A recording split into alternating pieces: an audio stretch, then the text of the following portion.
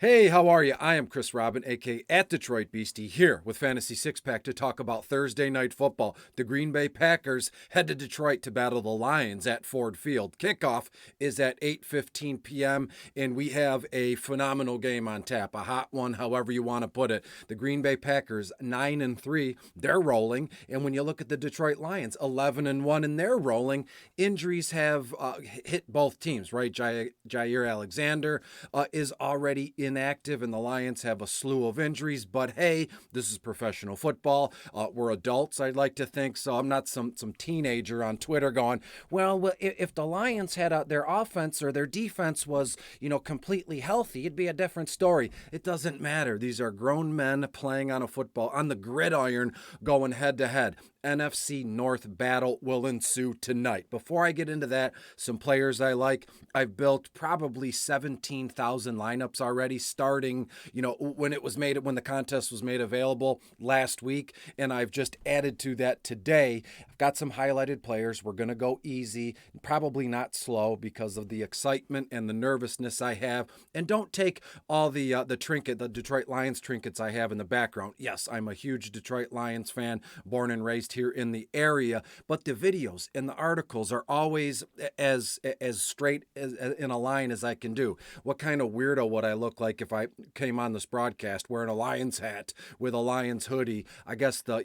necklace and that claw in the background is almost the same thing, but you come to these videos hopefully to get some, little bit of comic relief when I'm not intentional, and to look at and dig through the slate with me, get your brain thinking in other ways. So through the length of my writing and broadcasting career, I've never, shied away from my fandom, but I've always kept it, firm and in the straight and narrow, on the up and up. So why would tonight be any different thing? Before I get into the video, and we'll rewind and we'll go back, but get to the website, fantasy6pack.net, or find them on Twitter at Fantasy Six Pack. And right now, with week 14 kicking off tonight, the playoffs should be, fingers crossed, in full swing, right? I know some leagues week 15, 16, that's strange, but as you grow and learn in the fantasy sports, seasonal fantasy sports, you'll understand week 16, even week 17, it's a bummer to be still playing in the fantasy playoffs, given,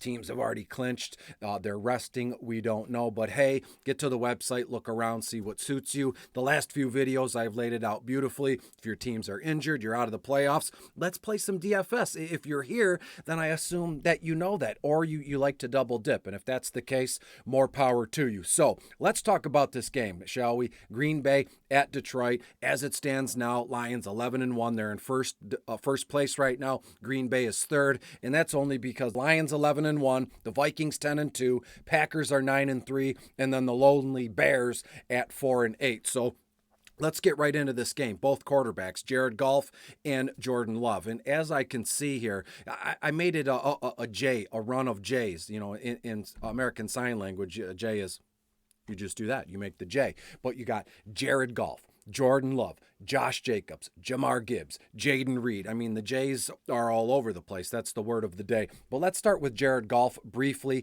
When you look at him, he's been outstanding, phenomenal. And again, they're at home. I shudder to think, it kind of excites me to think of if the Lions game was outdoors today, because the Detroit proper and the metro area got some snow last night. It's the wind is 40, 50 mile an hour winds. It cuts right through your bones. Anybody watching this that's a Green Bay Packers fan or a Chicago Bears fan, you know that. You guys play outside, and it's lovely in a way. It's kind of, I get romantical, if that's a word, about playing outside when it's 10 below and it's snowing. Not the case here tonight. Ford Field is warm and comfy, and Jared Goff does his best work in domes. Granted, the Packers are fifth overall against opposing quarterbacks, looking at 21 to 22 completions, around 260 yards, and 2 touchdown passes. We go back last week to Thanksgiving, a week to the day.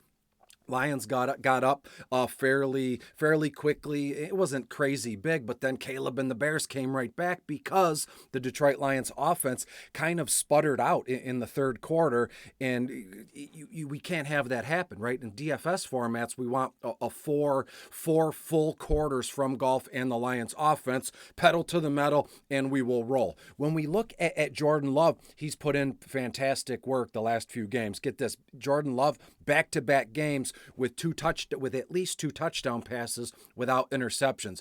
If Jordan Love can, kind of click into that, you playing no mistake football as the starting quarterback, sky is the limit for him. Tonight, the Lions 7th overall against opposing quarterbacks, but when you look at their defense, the pass rush is kind of plateaued or dropped off.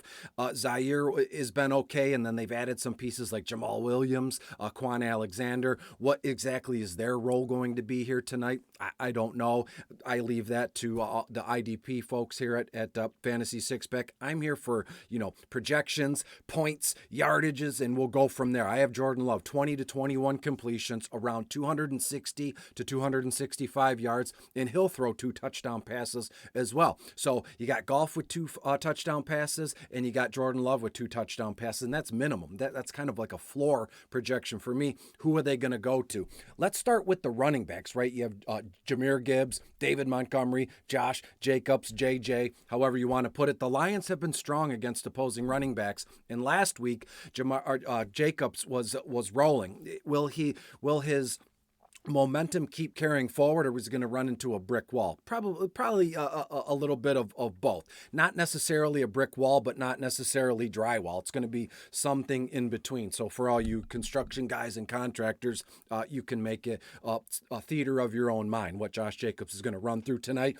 Look at him, 17, 18 carries, 75 yards. He'll score a touchdown on the ground, 2 to 3 receptions for around 20 yards. When we get to the Detroit Lions running backs, Green Bay allowing just 106.6 yards a game. Does that spell trouble for Demont or Jahmyr Gibbs? Let's start with Gibbs. He fumbled in the red zone last week. That basically before the half, and that would have been 23 to 24, 23 or 24 to 3, something like that.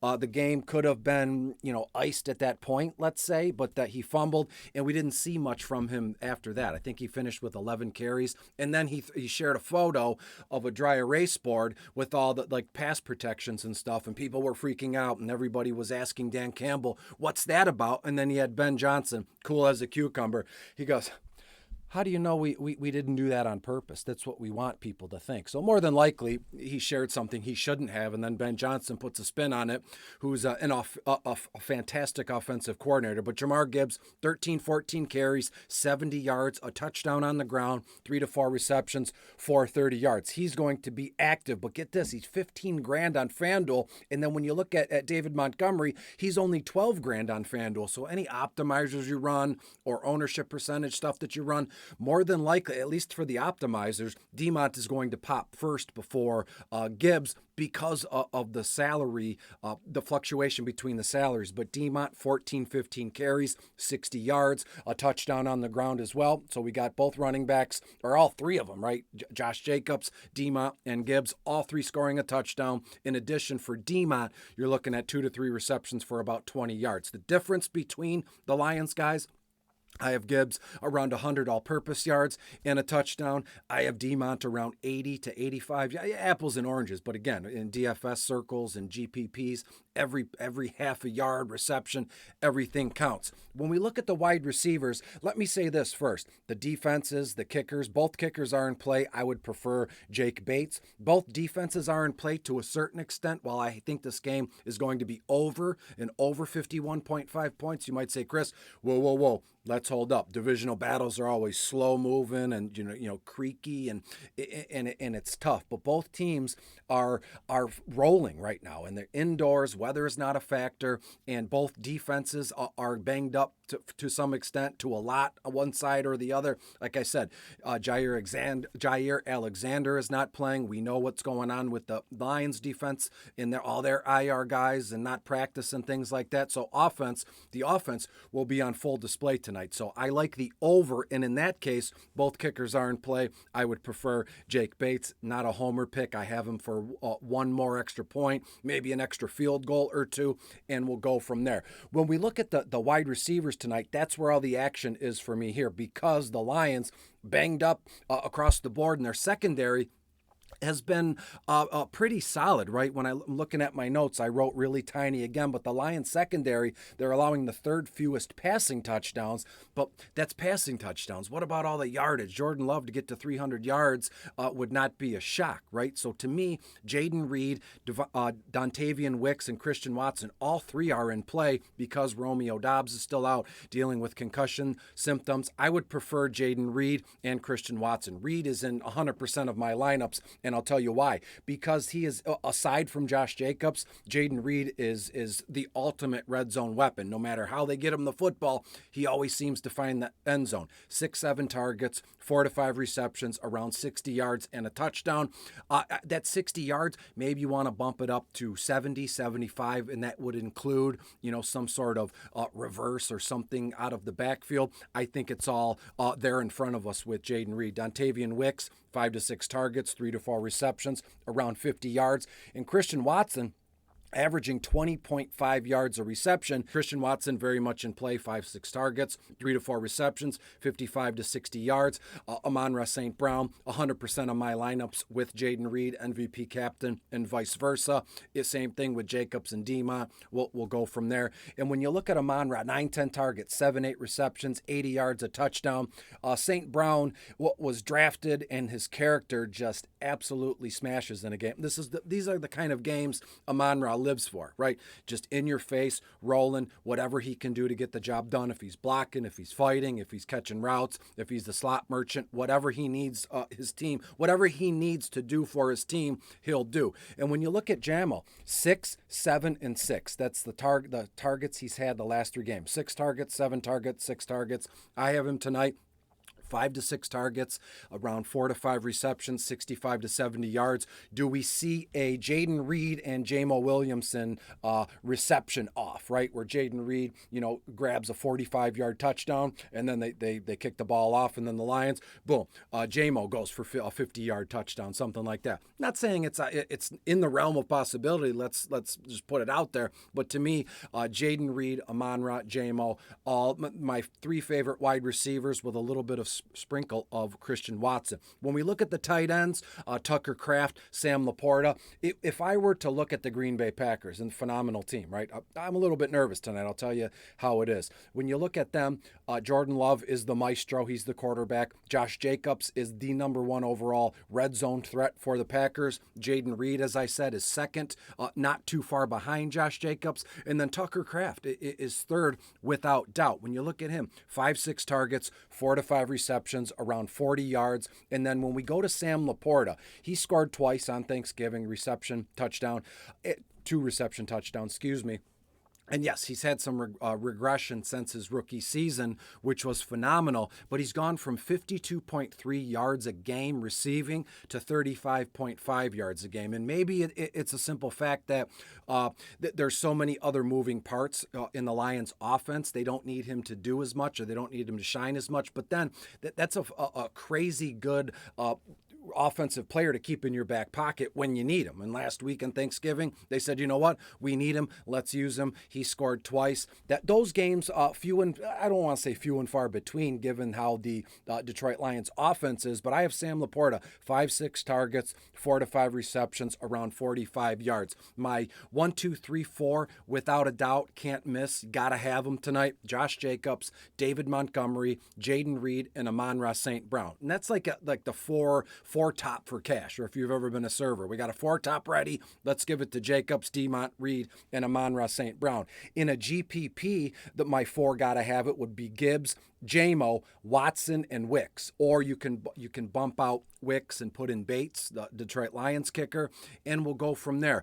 We have this game is going to be intense. It's going to be fantastic. It's going to come down to the wire, but I have the Lions to win 31-28. So give me the Lions in a close one to go 12-1, and there are some Granted, this is Thursday Night Football. We still have a full Week 14 to go on Sunday, but there is a way that the Lions can clinch a playoff spot tonight. It just popped up on the screen. There's 10 steps to this sucker. I don't care. Just keep winning, right? And we'll go from there. When you look at Green Bay, they got a shot. The NFC North, they're still in the wild card picture. Minnesota's first in that picture. Green Bay is second. They need to keep winning. Minnesota needs to keep winning. And Washington in that third spot, wild card standings overall. But give me the Detroit Lions to win 31-28 in a fantastic game that comes down to the end. You're going to stay up late, might want to call in sick tomorrow, or wake up early and just take in all the caffeine you can get your hands on.